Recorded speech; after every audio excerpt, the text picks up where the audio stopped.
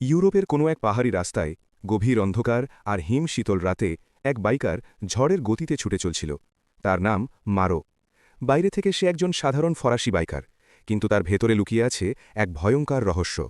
রাত নামলেই সে বদলে যায়, তার মুখের চামড়া মিলিয়ে গিয়ে জ্বলে ওঠে আগুনে পোড়া এক খুলি। তখন সে আর মানুষ থাকে না, হয়ে ওঠে নরকের অভিশপ্ত অশ্বারোহী। সেই রাতেও মারো ছুটে যাচ্ছিল পাহাড়ের গভীরে লুকিয়ে থাকা এক পুরনো মঠের দিকে। জায়গাটা শুধু কোনো সাধুদের আশ্রম ছিল না, সেখানে বাস করত এক গোপন ধর্মীয় দল। বহু বছর ধরে তারা পাহারা দিয়ে আসছিল এক ভয়ঙ্কর গোপন রহস্য। মঠের ভেতরে ছিল ড্যানি নামে ছোট্ট এক ছেলে আর তার মা নাদিয়া। তাদের লুকিয়ে রাখা হয়েছিল, কারণ বহু পুরনো এক ভবিষ্যদ্বাণীতে বলা হয়েছিল এই ছেলেটিই একদিন পৃথিবীর ভাগ্য বদলে দিতে পারে। মারো জানত সময় খুব কম, অন্ধকার শক্তি ইতিমধ্যেই তাদের খুঁজে বের করেছে। সে মঠের সন্ন্যাসীদের সতর্ক করে বলল, ড্যানি আর নাদিয়াকে যত দ্রুত সম্ভব নিরাপদ জায়গায় নিয়ে যেতে হবে। কিন্তু তারা পালানোর আগেই বিপদ নেমে এলো। হঠাৎ করেই মঠের দরজা ভেঙে ঢুকে পড়ল একদল ভারী অস্ত্রে সজ্জিত ভাড়াটে সৈন্য। তারা সামনে যাকে পেল নির্মমভাবে হত্যা করতে লাগল।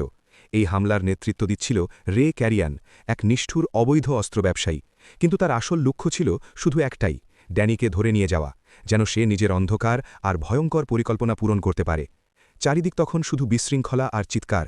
সেই সুযোগে ড্যানি আর তার মা নাদিয়া যে ঘরে লুকিয়েছিল সেখান থেকে বেরিয়ে আসে। তারা অন্ধকার করিডর ধরে দৌড়াতে থাকে, কিন্তু খুব বেশি দূর যেতে পারে না। রে ক্যারিয়ারের লোকেরা তাদের ধরে ফেলে। চারদিক থেকে বন্দুক তাক করা, পালানোর আর কোনো পথ নেই। ঠিক তখনই হঠাৎ সেখানে এসে হাজির হয় মারো। মুহূর্তের মধ্যে সে এক একে বন্দুকধারীদের মাটিতে ফেলে দেয়। কয়েক সেকেন্ডের মধ্যেই ড্যানি আর নাদিয়া বেঁচে যায়। লড়াই শেষ হওয়ার পর মারো নাদিয়াকে বলল, আমার সঙ্গে চলো, আমি তোমাদের নিরাপদ জায়গায় নিয়ে যাব। কিন্তু নাদিয়া তাকে বিশ্বাস করতে পারল না। তার চোখে মারো ছিল ভয়ঙ্কর আর রহস্যময় একজন মানুষ। তাই সুযোগ পেয়েই সে মঠের ফটক পেরিয়ে একটি গাড়িতে উঠে ড্যানিকে নিয়ে পালিয়ে যায়। নাদিয়া কি করেছে বুঝতে পেরে মারো সঙ্গে সঙ্গে নিজের মোটরসাইকেলে উঠে তাদের পিছু নেয়। ঠিক সেই সময় রে ক্যারিয়ান আর তার লোকেরাও আবার ধাওয়া শুরু করে। শুরু হয়ে যায় ভয়ঙ্কর এক তাড়া, বাতাস কাঁপিয়ে বন্দুকের গুলি ছুটে আসে। রে ক্যারিয়ান বন্দুক বের করে মারোর মোটরসাইকেলের দিকে গুলি চালাতে শুরু করে। কয়েকটা গুলি সোজা গিয়ে লাগে, মারো রাস্তা থেকে ছিটকে পড়ে যায়। কিন্তু পড়ে যাওয়ার আগেই সে পাল্টা গুলি চালায়। তার গুলি গিয়ে লাগে ক্যারিয়ানের গাড়ির চাকায়। মুহূর্তের মধ্যে গাড়িটা নিয়ন্ত্রণ হারিয়ে উল্টে যায়, বিকট শব্দে রাস্তার পাশে গিয়ে আছড়ে পড়ে। অবিশ্বাস্যভাবে মারও বেঁচে যায়, কিন্তু এখন সবকিছু বদলে গেছে। মঠের সেই গোপন দল আর নেই। যারা ড্যানিকে রক্ষা করছিল তারা সবাই মারা গেছে। তাই সে বেরিয়ে পড়ল আরেকজন বাইকারকে খুঁজতে। কিন্তু সে কোনো সাধারণ বাইকার ছিল না, সে খুঁজছিল জনি ব্লেজকে, যে পুরো পৃথিবীর কাছে পরিচিত ঘোস্ট রাইডার নামে। অনেক বছর আগে জনি নিজের বাবার জীবন বাঁচানোর জন্য এক দানবের সঙ্গে চুক্তি করেছিল, কিন্তু সেই দানব তাকে প্রতারণা করে। বাবাকে বাঁচানোর বদলে জনির জীবনটাই নরকে পরিণত হয়। সেদিন থেকেই জনি এক ভয়ঙ্কর অভিশাপে বন্দী। তার শরীরের ভেতরে বাস করে প্রতিশোধের এক অশুভ আত্মা। যখনই তার আশেপাশে কোনো খারাপ শক্তি আসে, তখনই জনি বদলে যায়। তার মুখের জায়গায় জ্বলে ওঠে আগুনে ঘেরা এক খুলি, চোখ দুটো নরকের আগুনের মতো লাল হয়ে যায়, আর সে হয়ে ওঠে ঘোস্ট রাইডার, এক ভয়ঙ্কর যোদ্ধা। কিন্তু সবচেয়ে বড় যুদ্ধটা সে লড়ে নিজের ভেতরেই, কারণ সে জানে এই অভিশাপকে পুরোপুরি নিয়ন্ত্রণ না করতে পারলে একদিন সে নিজেই দানবে পরিণত হবে। অনেক খোঁজার পর মারো তাকে খুঁজে পেল এক ধ্বংস হয়ে যাওয়া শহরে। মারো তাকে সব কিছু খুলে বলল, ড্যানি আর তার মায়ের কথা বলল। তারপর অনুরোধ করল, তুমি ছাড়া ওদের আর কেউ বাঁচাতে পারবে না। কিন্তু জানি প্রথমে রাজি হল না। রাগে আর হতাশায় সে হঠাৎ মারোর ওপর আক্রমণ করে বসে। নিজের বিশাল লোহার শিকল ঘুরিয়ে মারোর দিকে ছুড়ে দেয়, যেন তাকে ভয় দেখিয়ে দূরে সরিয়ে দিতে পারে। কিন্তু মারো একটুও পিছিয়ে গেল না। সে স্থির চোখে জানির দিকে তাকিয়ে রইল, কারণ সে জানত এই পৃথিবীতে যদি কেউ ড্যানিকে বাঁচাতে পারে তবে সে শুধু ঘোস্ট রাইডার। মারো জানিকে বলল, যদি তুমি ছেলেটাকে বাঁচাতে সাহায্য করো তাহলে আমি তোমাকে এমন একটা জিনিস দেব যেটা তুমি সবচেয়ে বেশি চাও, এই অভিশাপ থেকে চিরকালের মুক্তি। কথাটা শুনে জানি থেমে গেল।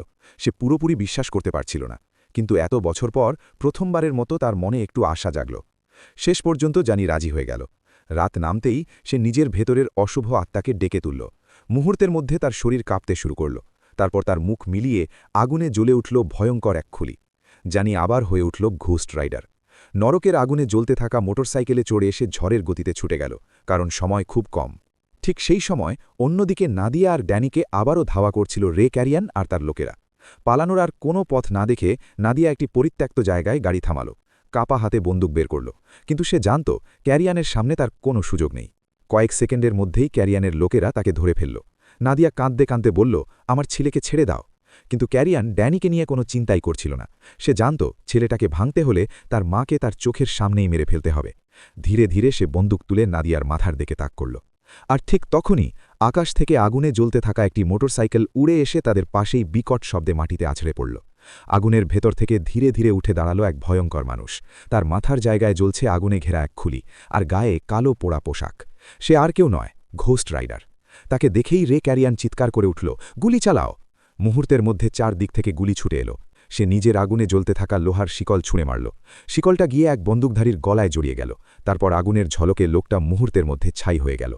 আরেকজন ভাড়াটে সৈন্য মরিয়া হয়ে গুলি চালাতে লাগল, কিন্তু ঘোস্ট রাইডার তার প্রতিটা গুলি এড়িয়ে গেল। তারপর সে ব্যবহার করল তার সবচেয়ে ভয়ঙ্কর শক্তি। সে লোকটার চোখের দিকে তাকাল। 1 সেকেন্ডের মধ্যেই লোকটা চিৎকার করে মাটিতে পড়ে গেল, কারণ ঘোস্ট রাইডারের সেই দৃষ্টিতে তাকে তার জীবনের সব পাপ একসঙ্গে অনুভব করতে হল। এতক্ষণে ক্যারিয়ান বুঝে গেল তারা ভুল মানুষের সঙ্গে লড়াই করছে। তাই সে আর তার লোকেরা গ্রেনেড লঞ্চার বের করল। একসঙ্গে কয়েকটা বিস্ফোরণ ঘটল।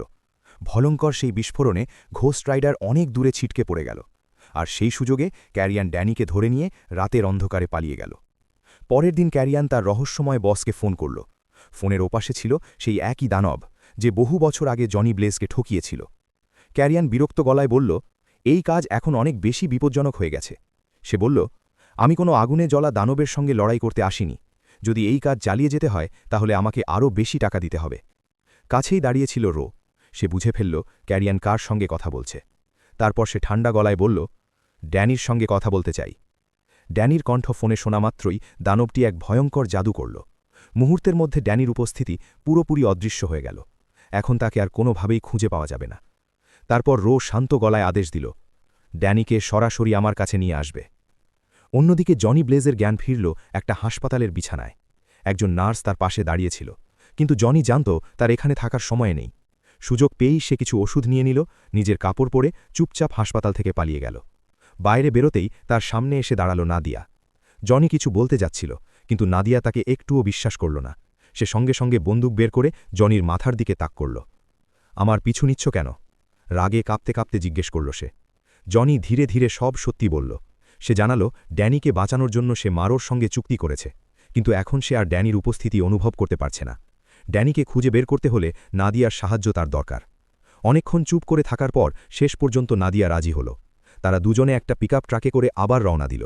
ট্রাকের পেছনে তুলে রাখা হলো জনির মোটরসাইকেল। পথে যেতে যেতে অনেক দিনের জমে থাকা কথা খুলে বলল নাদিয়া। সে জানালো বহু বছর আগে রে ক্যারিয়ান ছিল তার প্রেমিক। নাদিয়া ধীরে ধীরে জনিকে তার জীবনের সবচেয়ে ভয়ঙ্কর সত্যিটা বলল। অনেক বছর আগে যখন সে রে ক্যারিয়ানকে ছেড়ে চলে যেতে চেয়েছিল, তখন ক্যারিয়ান তাকে একটা উঁচু বিল্ডিং থেকে ফেলে দিয়েছিল। সে ভেবেছিল নাদিয়া সেখানেই মারা যাবে, কিন্তু মৃত্যুর মুখ থেকে তাকে উদ্ধার করেছিল রো। রো তার জীবন বাঁচিয়েছিল, তবে বিনিময়ে একটা শর্ত দিয়েছিল, নাদিয়াকে এমন এক সন্তানের জন্ম দিতে হবে যে একদিন অন্ধকারের জন্য খুব গুরুত্বপূর্ণ হবে। সেই সন্তানই ছিল ড্যানি।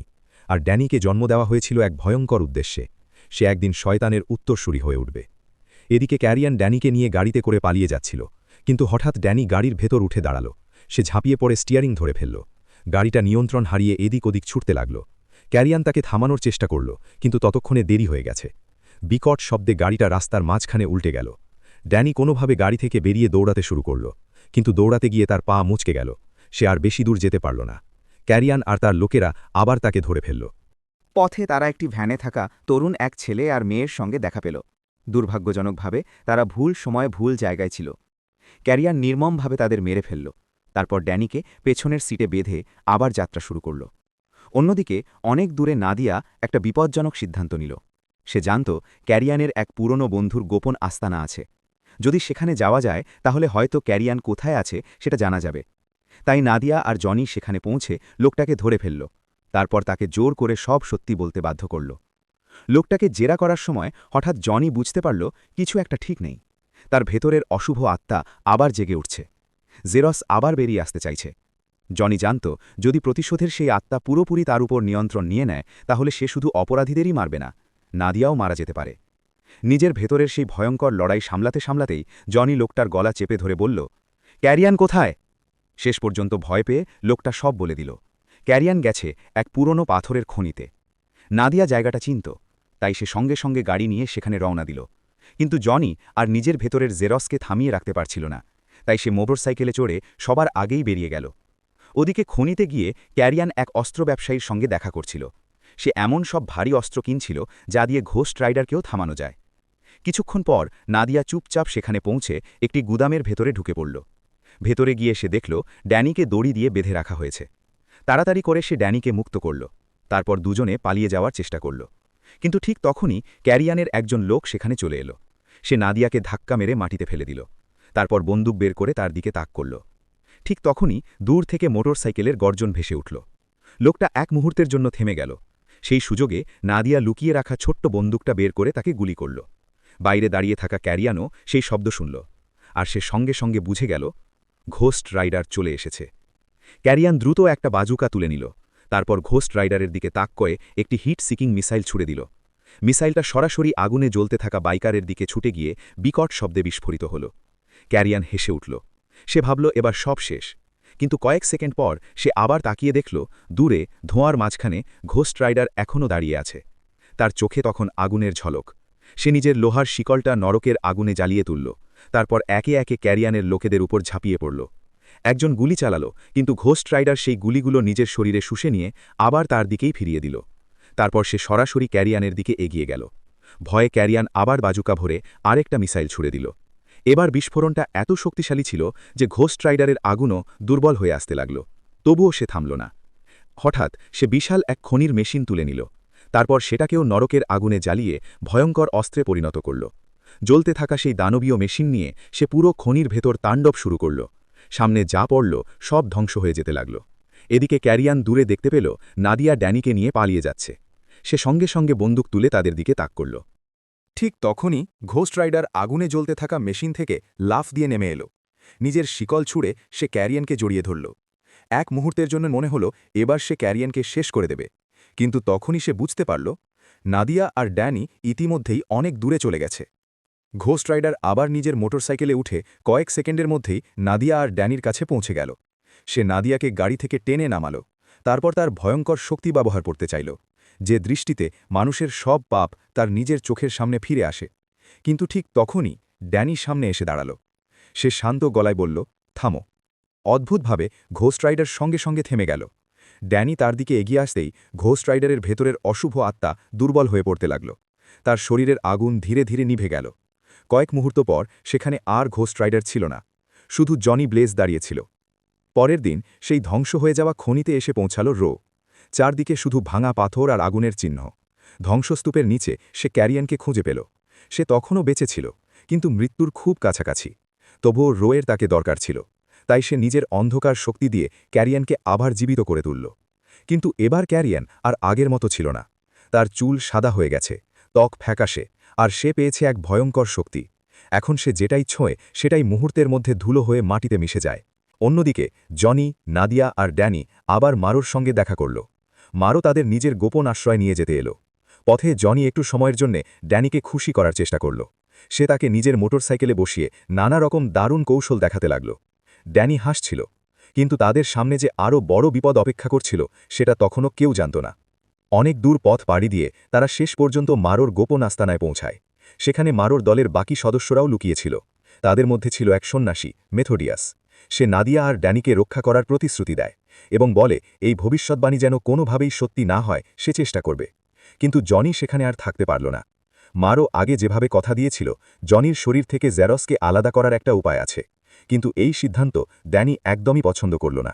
তবুও জনি শান্ত গলায় বুঝিয়ে বলল তার ভেতরের অভিশাপটা ভয়ঙ্কর।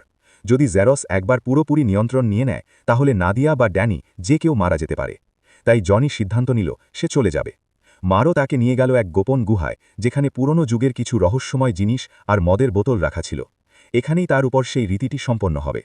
রীতিটি শুরু হবার আগে জনি জিজ্ঞেস করল, আসলে জেরসকে? মারো ধীরে ধীরে বলল, জেরস একসময় ন্যায়ের একজন ফেরেশতা ছিল, কিন্তু অন্ধকার তার ভেতর ঢুকে তাকে বিকৃত করে ফেলে। ন্যায় বিচার বদলে যায় প্রতিশোধে। জনি কিছুক্ষণ চুপ করে রইল। তারপর সে ভাবল হয়তো জেরসকে আবার ফেরেশতায় ফিরিয়ে আনা সম্ভব। কিন্তু শেষ পর্যন্ত সে অন্য পথ বেছে নিল। সে চায় এই অভিশাপটা পুরোপুরি শেষ হয়ে যাক। মারো তাকে বলল এই রীতি সফল করতে হলে জনিকে তার জীবনের সবচেয়ে বড় পাপ স্বীকার করতে হবে। জনি ধীরে ধীরে সব সত্যি স্বীকার করল। সে জানালো নিজের ইচ্ছা আর স্বার্থের জন্যই সে রোয়ের সঙ্গে সেই ভয়ঙ্কর চুক্তি করেছিল। তখন সে চেয়েছিল তার বাবা যেন বেঁচে থাকে, যদিও সে জানত তার সময় শেষ হয়ে গিয়েছিল। সেই সিদ্ধান্তের পর থেকেই জনি ঘোস্ট রাইডার হয়ে যত মানুষকে মেরেছে প্রতিটি জীবনের জন্য তার মনে জমে আছে অপরাধবোধ। গভীর অনুশোচনায় ভরা মন নিয়ে জনি নিজেকে রীতির জন্য প্রস্তুত করল। মারো তাকে রুটি আর মদ দিল, ত্যাগের প্রতীক হিসেবে। তারপর তাকে গুহার ভেতর এক সরু পথ ধরে নিয়ে গেল, যে পথটা শুধু জনির জন্যই তৈরি। ওপাশে গিয়ে জনি ঢুকল এক উজ্জ্বল কক্ষে, যেখানে সূর্যের আলো আর অনেক দরজা ছিল। সেই আলো জেরসের শক্তিকে দুর্বল করে দিচ্ছিল। জনি অনুভব করল তার ভেতরের আত্মাটা বের হয়ে যেতে চাইছে না, লড়াই করছে। তার সামনে ভেসে উঠল পুরনো স্মৃতি, যে রাতে রো তাকে সেই চুক্তির প্রস্তাব দিয়েছিল যা তার জীবন বদলে দিয়েছিল। শেষ পর্যন্ত অনেক প্রতিরোধের পর জেরস জনির শরীর থেকে বেরিয়ে গেল। জনি মাটিতে পড়ে গেল। কয়েক ঘণ্টা পর তার জ্ঞান ফিরল। সে বেঁচে আছে, আর বহু বছর পর প্রথমবারের মতো সে মুক্ত। খুশিতে সে বাইরে ছুটে গেল মারোকে খবর দিতে, কিন্তু সেখানে মারো ছিল না। ঠিক তখনই দূর থেকে নাদিয়ার চিৎকার শোনা গেল। জনি দৌড়ে গিয়ে যা দেখল তাতে তার শরীর হিম হয়ে গেল। নাদিয়া, ড্যানি আর মারোকে সন্ন্যাসীরা ধরে নিয়ে যাচ্ছে। জনি তাদের থামানোর চেষ্টা করল, কিন্তু ঘোস্ট রাইডারের শক্তি ছাড়া সে কিছুই ছিল না। খুব সহজেই তাকে পরাজিত করা হল। মেথোডিয়াস শেষ পর্যন্ত সত্যিটা প্রকাশ করল। সে জানালো এই ভবিষ্যৎবাণী থামানোর একমাত্র উপায় হল ড্যানিকে হত্যা করা। তাই সন্ন্যাসীরা গোপনে এই সিদ্ধান্ত নিয়েছে। মারো তাদের বোঝানোর চেষ্টা করল, কিন্তু কেউই তার কথা শুনল না। শেষ পর্যন্ত জনি, মারো আর নাদিয়াকে বন্দী করে রাখা হল। কিছুক্ষণ পর মেথোডিয়াস নিজেই ড্যানিকে সামনে নিয়ে এলো। সন্ন্যাসীদের সামনে সে একটি ধারালো অস্ত্র তুলে ধরল, ড্যানিকে হত্যা করার জন্য। ঠিক তখনই হঠাৎ সেখানে হাজির হল ব্ল্যাকআউট, ক্যারিয়ান, এখন যার নতুন ভয়ঙ্কর শক্তি। সে একে একে সন্ন্যাসীদের নির্মমভাবে হত্যা করতে শুরু করল। মেথোডিয়াস তাকে থামানোর চেষ্টা করল, কিন্তু তার অস্ত্র মুহূর্তেই ধুলো হয়ে যায়। সে আবার আক্রমণ করতে গেলে তার হাতও ধীরে ধীরে গুঁড়ো হয়ে মিলিয়ে যেতে লাগল। শেষ পর্যন্ত ব্ল্যাকআউট তাকে নির্মমভাবে শেষ করে দিল। সবাই মারা যাওয়ার পর ব্ল্যাকআউট ড্যানিকে তুলে নিল এবং রোয়ের কাছে নিয়ে যাওয়ার জন্য চলে গেল। এর কিছুক্ষণ পর জনি, মারো আর নাদিয়া কোনোভাবে কারাগার থেকে পালিয়ে আসে, কিন্তু তারা বুঝতে পারে ড্যানি আর নেই, তাকে দানব নিয়ে গেছে। জনি জিজ্ঞেস করল, রো এত মরিয়া হয়ে এই ছেলেটাকে কেন চায়? মারো সত্যিটা খুলে বলল, রো চায় তার নিজের আত্মা ড্যানির শরীরে স্থানান্তর করতে। সেই রীতির মাধ্যমে সে এমন এক নতুন শরীর পাবে, আধা মানুষ আধা দানব। এমন শক্তি নিয়ে সে পুরো পৃথিবী শাসন করতে পারবে। সব শুনে জনি এক মুহূর্তও দেরি করল না। জনি তার শক্তি হারালেও সিদ্ধান্ত নিল সে যে কোনো মূল্যে ড্যানিকে বাঁচাবে। মারও জানত রীতিটা কোথায় হবে, তাই তারা সন্ন্যাসীদের অস্ত্রভাণ্ডার থেকে প্রয়োজনীয় অস্ত্র নিয়ে প্রস্তুতি নিল। এদিকে ক্যারিয়ান ড্যানিকে নিয়ে রোয়ের কাছে পৌঁছায়, আর তখনই দানব রো চূড়ান্ত সত্যিটা প্রকাশ করে। সে আসলে ড্যানিরই বাবা। তার বর্তমান শরীর ভেঙে পড়ছে, তাই বেঁচে থাকার জন্য তাকে ড্যানির শরীর দরকার। ড্যানি এই ভয়ঙ্কর নিয়তি মানতে অস্বীকার করে। তখন রো তাকে একটি ওষুধ ইনজেকশন দেয়, আর ড্যানি অচেতন হয়ে পড়ে। এরপর তাকে বিশাল এক অঙ্গনে নিয়ে যাওয়া হয়, যেখানে শুরু হতে যাচ্ছে সেই নিষিদ্ধ রীতি। সূর্য ডুবে আসার সময় জনি আর মারো সেখানে পৌঁছে যায়। নাদিয়া আগেই অস্ত্র নিয়ে প্রস্তুত ছিল। সে নীরবে একে একে পাহারাদারদের মেরে ফেলে। পথ পরিষ্কার হলে পরিকল্পনা শুরু হয়। মারো বাইরে থেকে বাকি শত্রুদের সামলাতে থাকে, আর জনি ভেতরে ঢুকে ড্যানিকে বাঁচাতে যায়। অঙ্গনের ভেতরে জনি ঠিক তখনই পৌঁছায় যখন রো ড্যানির শরীরে নিজের আত্মা স্থানান্তর শুরু করে। ঠিক সেই সময় মারো দরজা ভেঙে ঢুকে পড়ে এবং গুলি চালাতে শুরু করে। চারদিকে বিশৃঙ্খলা তৈরি হয়। রোয়ের অনুসারীরা একে একে পড়ে যেতে থাকে। এতে রোয়ের মনোযোগ সরে যায়। এই সুযোগে জনির সামনে ঝাঁপিয়ে পড়ে, রোয়ের মুখে ঘুষি মারে এবং ড্যানিকে টেনে সরানোর চেষ্টা করে। কিন্তু তখনই তারা বুঝতে পারে দেরি হয়ে গেছে। রোয়ের অন্ধকার শক্তি ইতিমধ্যেই ড্যানির শরীরে ঢুকে গেছে। মুহূর্তেই সে ভয়ঙ্কর শক্তিতে জনিকে ধাক্কা মেরে দূরে ফেলে দেয়। এদিকে বাইরে পরিস্থিতি আরও ভয়ঙ্কর হয়ে ওঠে। মারো মুখোমুখি হয় ব্ল্যাকআউটের। ব্ল্যাকআউট তাকে ধরে ফেলে এবং নিজের ভয়ঙ্কর শক্তি দিয়ে তার শরীর ধীরে ধীরে ধ্বংস করতে শুরু করে। জেনে যায় তার বাঁচার আর সময় নেই।